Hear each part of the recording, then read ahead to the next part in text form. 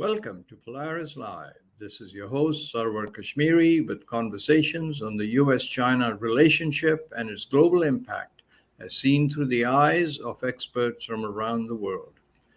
This viewer-supported channel is brought to you in conjunction with the Foreign Policy Association of New York.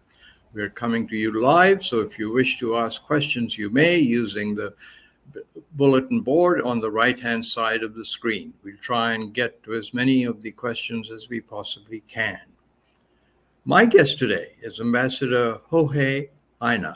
Ambassador Heine is research professor at Boston University's Frederick S. Pardee School of Global Studies and interim director of the Frederick S. Pardee Center for the Study of Longer Range Future. Ambassador Heine is an IR scholar and diplomat with a special interest in the international politics of the Global South. He has served as ambassador of Chile to India, South Africa, China, and as a cabinet minister in the Chilean government. He's author of numerous publications and reports, including the recent bestseller, Latin American Foreign Policies in the New World Order: The Active Non-Alignment Option. Welcome to Polaris Live, Ambassador Heine. Thank you, Sarwar. Thank you for the opportunity. Thank you for coming on Polaris Live. Listen, your new book is called Latin American Foreign Policies in the New World Order: The Active Non-Alignment Option. What is the active non-alignment option, and what drove you to write the book? Well, active non-alignment is about taking a stance on the current troubled situation of world affairs and making the best way forward. And let me tell you how this arose. In 2020, Latin America was very badly hit, both by the pandemic and by the economic recession that emerged as a result of that. As you may or may not know, Latin America was the region in the world that was most badly hit proportionally. With 8% of the world's population, it had 30% of the world's official fatalities.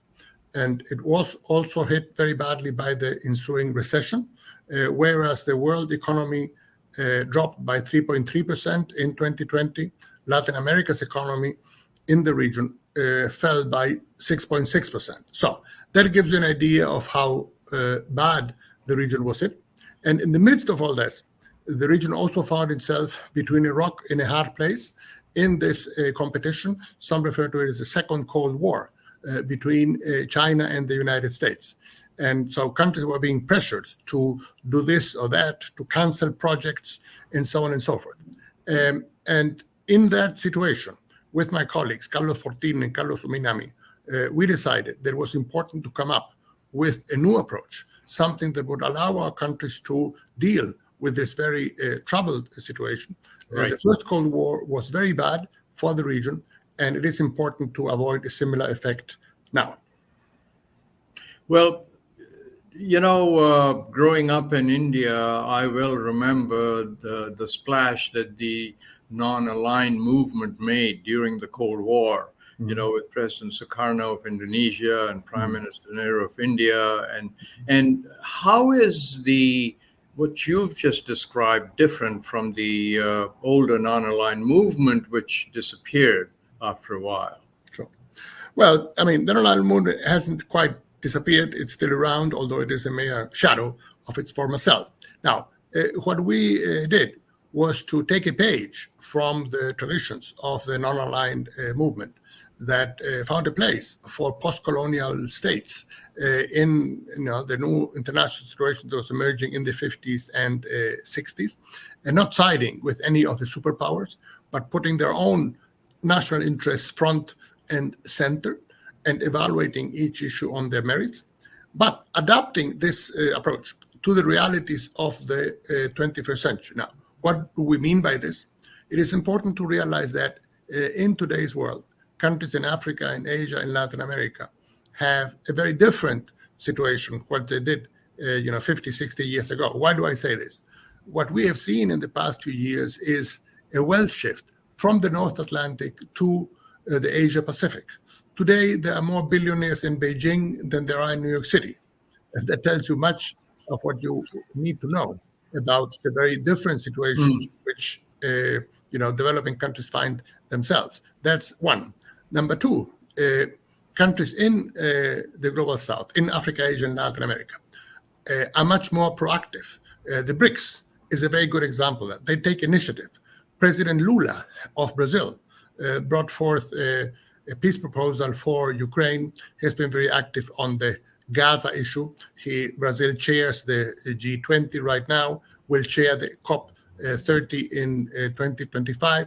So both in terms of structure, that is on the economic strength that these countries have, and in terms of agency, that is in terms of the foreign policy they wield, it's a very different situation. That is what allows them to apply what has been called collective financial statecraft, the way that countries of the so-called third world couldn't in the 20th century.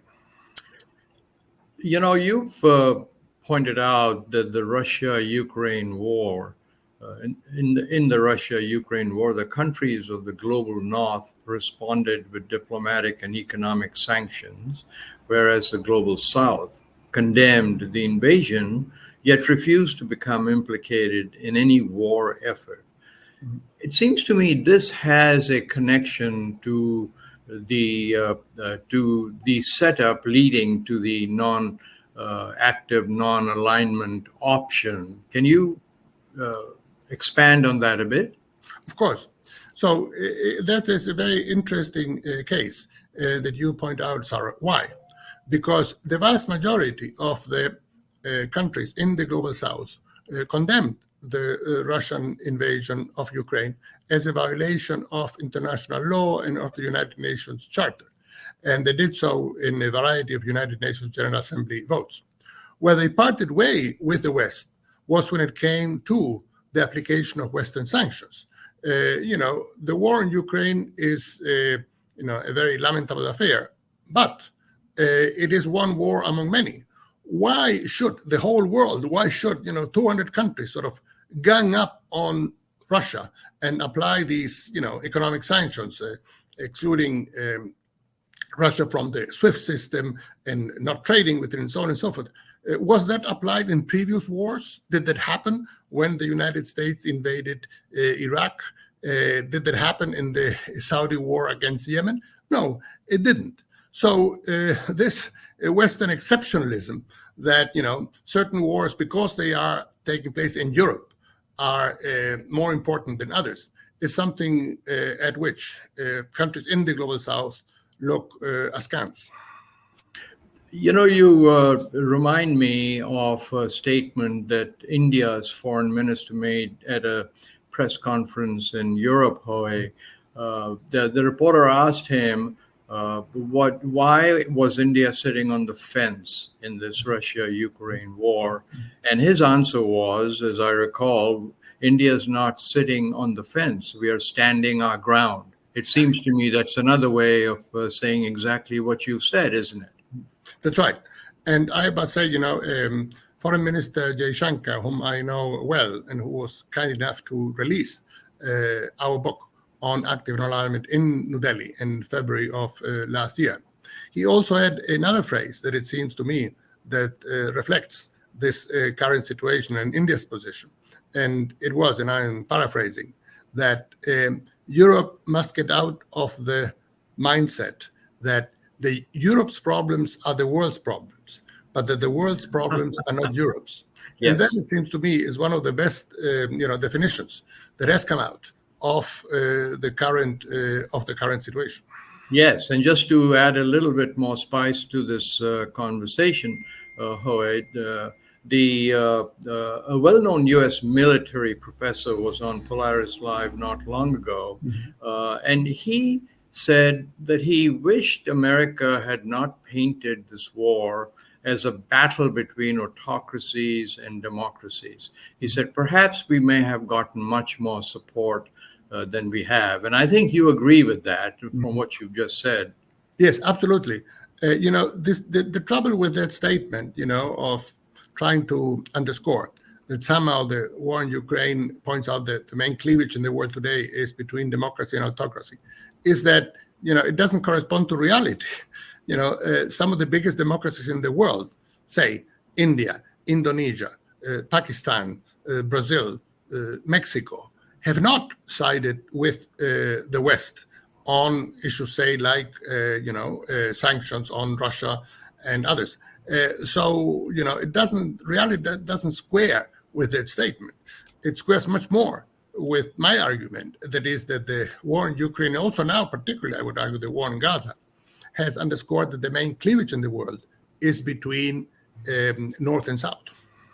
And would you also say, while we are on the subject, that the continuing killings of Gazans, children, women, men, has visibly damaged the northern image as helpers and development aids and so on? Do you think this is a permanent scar, or do you think this is something that'll go away depending on or fade away, not quickly, but at least in the long term, if the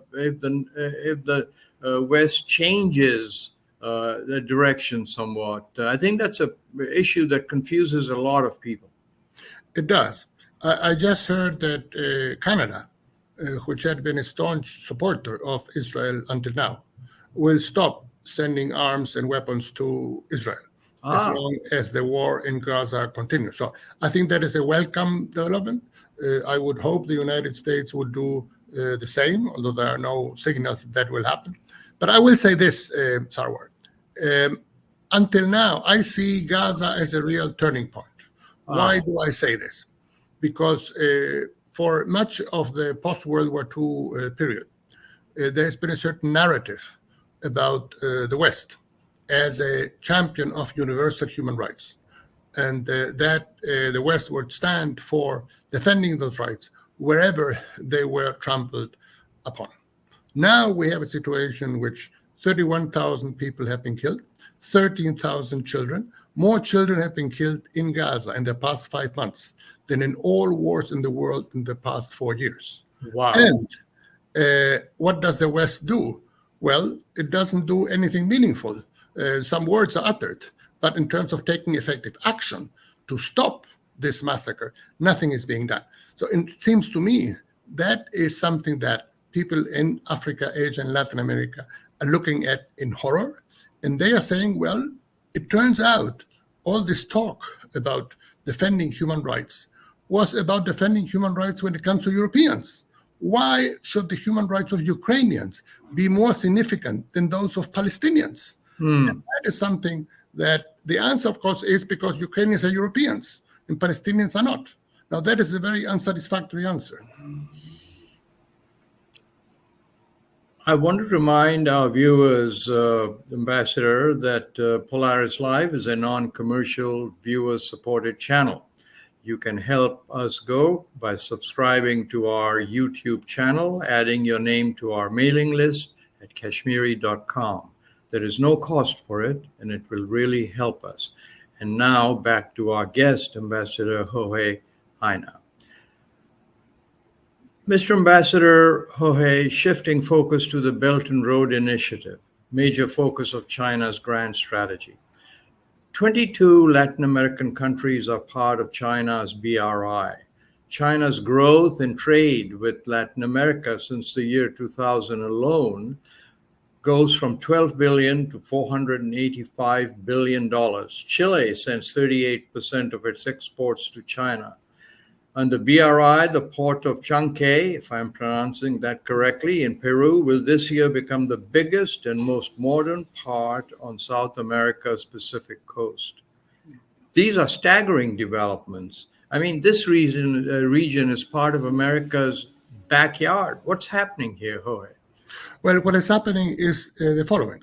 For much of its 200 years of independent history, Latin America related basically to two other international poles, as it were, diplomatically, commercially, financially, the United States and a couple of European countries.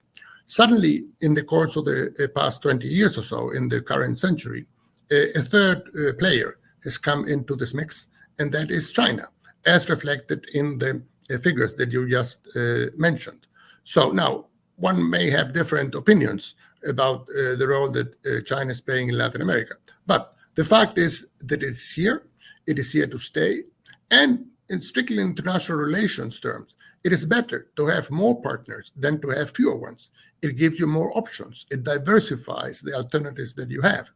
In that sense, the presence of China has been extremely beneficial. Aren't these countries worried about the so-called debt trap diplomacy, meaning that China starts these projects around the world, and especially in the global South countries, but it's all part of a way to get them to borrow money until they can't pay it back. Then they run into trouble, and then China takes over the assets that they're helping build. That seems to be the narrative one reads quite often in the Western press. Aren't these countries in Latin America worried about the debt trap diplomacy? Well, I will say this. The issue of debt trap diplomacy, which is a standard talking point of Western capitals on China, has been thoroughly debunked. And the fact that it is still being used as a talking point by various Western leaders makes them lose considerable credibility in Latin America and elsewhere. Why do I say this? First of all, from a strictly empirical point of view, various scholars like Deborah Breutigam from SAIS at Johns Hopkins University have studied the issue. And they have concluded that it is not true. The fact is that on many occasions, China has been willing to renegotiate debt, kick the can down the road, look for alternatives in the case of countries that cannot pay. And so that's number one. Number two, from a strictly conceptual point of view, Otto von Bismarck, the famous Iron Chancellor of Germany, defined diplomacy as the art of making friends abroad. Well, if that diplomacy is the art of making enemies abroad, why would China get in the business of making enemies abroad by trying to seize other countries' assets? I mean, it doesn't make any sense. So this whole canard of debt trap diplomacy has been thoroughly debunked, and there's no basis to it. I'm going to take a question. We've been getting a series of questions as you and I have been conversing. This one says to Mr. Jorge, sir, do you see the PRC's nuclear reactor deal with Argentina as a strategic and geopolitical coup to Monroe Doctrine in Latin America? And what's your comparison of it with USSR's nuclear missiles in Cuba during the Kennedy years? Sure. Great question. Well, first of all, I think there's really no comparison. Nuclear missiles are obviously an offensive instrument of war, and that is very different from a nuclear reactor, which is destined to generate energy. So we are talking here about, apples and oranges. That is number one. Number two is that Chile's, countries in Latin America need energy, they need infrastructure. And what we have seen in the course of the past few years is that China has been moving quite assertively to provide that infrastructure, building ports, building railways, building tunnels, bridges, and so on, which is what the region needs to increase its competitiveness. So that is what Argentina has been doing. And we'll see what transpires under the new government of Argentina, the government of President Milei, who has been very critical of deals with China. But that is where we stand now. Thank you for that. I'm going to ask you a question that is slightly different, but I think related to the region that we're talking about. The word communist, as in China's government, seems to be an automatic turnoff for many Americans because it reminds them of the Soviet Union. How can we ever be friends with or trust a communist government? Mm-hmm. Do you think there's a need for people to better understand what the Communist Party in China is, not all Chinese belong to the Communist Party, and that there are major differences. I mean, I read in a Harvard report that more than 80% of China's economy is a market-driven economy, even though a communist principle underlies the economy. And as you pointed out, there are more billionaires in China than there are in New York now. So I'm just asking this question, which I've increasingly asked myself, is part of this tiff between America and China that impacts the global South and everyone else, might better education about today's Communist Party in China help? Well, I will say this. Obviously, the term communism and the Communist Party is something that evokes, in many cases, negative reactions in Latin America, as it does in the United States and elsewhere. That is a fact. The second point that has to be kept in mind, though, is that in today's world, as opposed to what happened in the 60s and 70s, China was bent on exporting revolution.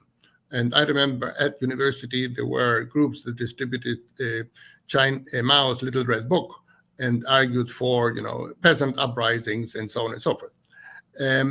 Today's China is not in the business of exporting revolution, nor is it in the business, really, of exporting its own political system elsewhere. In Latin America, there are very few, if any, people and parties and organizations that want to emulate the Chinese political system. So that is not really what is in the cards.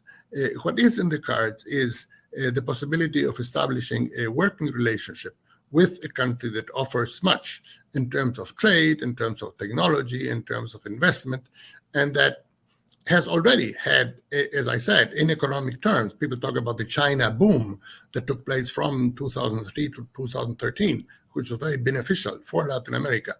It is in terms of a very pragmatic relationship with a country that has much to offer as far as development is concerned. In Latin America today, the main concern is development.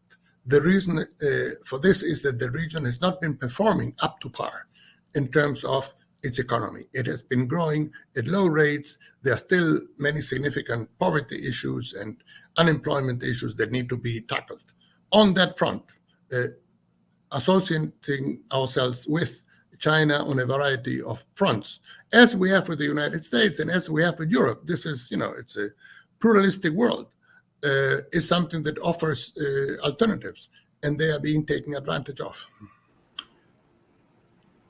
Again, I'm reminded of a expert from Indonesia who was on Polaris Live not long ago, and she mentioned that Southeast Asia, very glad that America stepped in during the Cold War, after the Cold War, and helped maintain militarily the peace in that region, and that they didn't have to spend the money on defense as they grew their economies. But she said, now America should realize that what we need is not more artillery and bombers and jets. We need ports, we need highways, we need air and sea ports, we need technological help. You broadly agree with that? Yes, I would. I mean, the whole point that I was stressing earlier is that China's Belt and Road Initiative, that is now, in its 10th year, and has invested around $1 trillion, and mostly in the global South, in Asia, in Africa, and in Latin America, has precisely brought the type of investment in infrastructure that these countries need. Now, what is very interesting is that for much of these 10 years, this effort was derided in Western capitals, saying this is debt-trap diplomacy, white elephants are being built, they get countries in hock and to pay debts that they cannot afford, and so on and so forth. But now they have changed their tune. They have realized that actually ports and bridges and railways are needed. So you have the extraordinary situation. The United States and Europe have committed to building a railway, the Lobito corridor, from the Congo to Angola. When was the last time you heard the United States supporting a railway project in Africa. I think this is a first. Now, why is it happening? Because China has built railways in Ethiopia from Addis to Djibouti, in Kenya from Nairobi to Mombasa. And both Europeans and Americans have realized, well, there's an actual need there. This is not something that has been, invented by the Chinese. This is needed. And so they are getting into the action as well. And I think that is most welcome. The more, the merrier. Well, we spoke to a longtime American diplomat, an AID person who has worked in Asia and in Africa. And he said the prevailing joke there is, that a foreign ministry official in Africa told an American diplomat, he said, can you explain to me why when you come here as an American, we get a lecture, when China comes here, we get a bridge? I'm sure that was an exaggeration, but I think that points to, what you're saying. So we're running towards the last 5 or 6 minutes, Jorge. But so let me ask you, first of all, am I correct? And a quick answer on this would be appreciated. Am I correct now in assuming, based on what you've just told our audience on Polaris Live, that there is indeed a change taking place in the so-called world order? And it's being driven largely by the countries, the impact of the countries in the global south, or global majority, as some people seem to call it now. But it seems as though you've also pointed out it's being driven by some of the mistakes that are being made by the West.